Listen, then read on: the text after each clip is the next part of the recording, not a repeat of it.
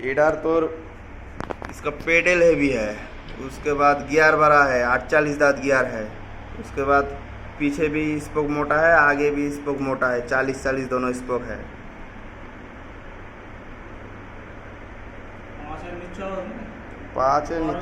पाँचের নিচে নিয়ে আসা যাবে এটা, 5-এর উপর।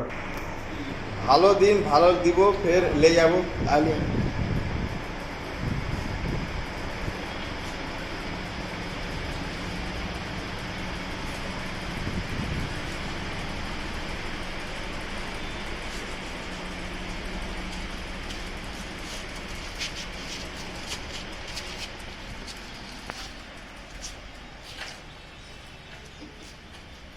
জুতো রাখতে নিলে